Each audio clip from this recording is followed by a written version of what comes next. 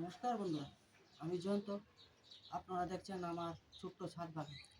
আজকে আমি মাটি দিয়ে গোলাপ গাছ লাগাবো। আর মাটিটা কিভাবে তৈরি করব আপনারা দেখুন। আর মাটি তৈরি করতে কি কি জিনিস লাগে এখানে দেওয়া আছে: হাড়ের গুঁড়ো, নিম খৈল আর শিং চাচা, সবটি একসঙ্গে মিশিয়ে আর ভার্মি কম্পোস্ট মিশিয়ে মাটিটা তৈরি করব। আপনারা দেখতে থাকুন মাটিটা কিভাবে তৈরি হচ্ছে।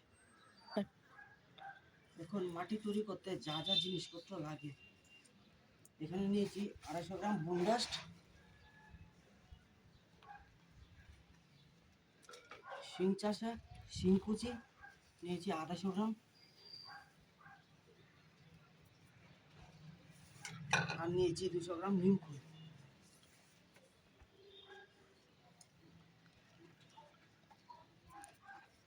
আর এখানে 4 টব মাটি নিয়েছি, 1 টব বালি,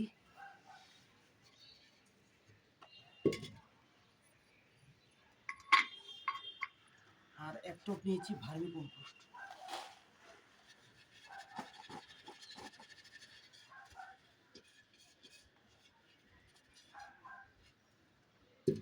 এগুলো এখন মিশাবো।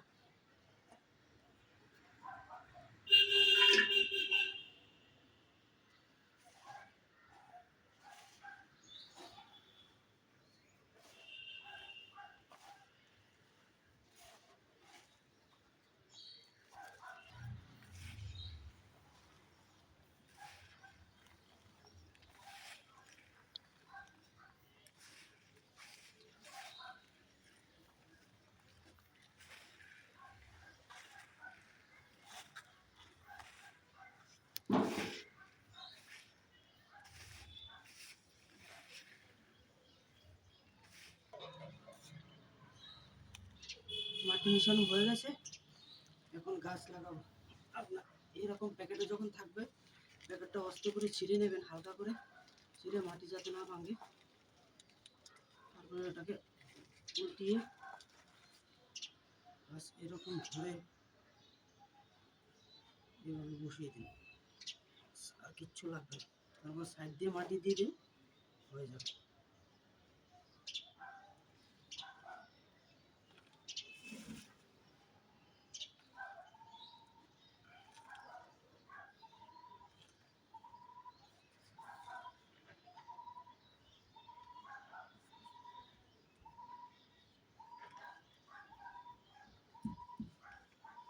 করে চেপে চেপে দিলে এয়ারটা বেরিয়ে যাবে, গাছ সুন্দর হয়ে যাবে।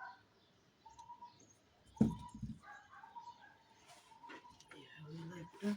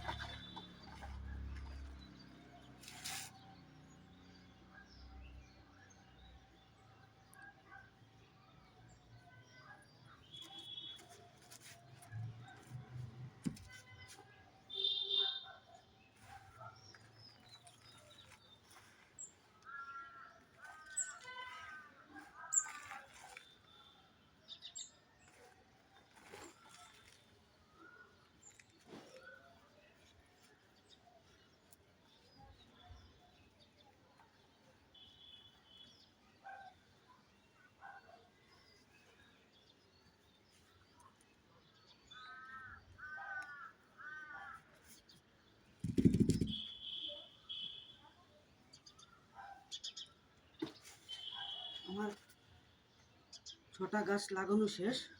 আমি যেভাবে মাটিটা বানিয়েছি আপনারা সেই রকমভাবে মাটি বানাবেন।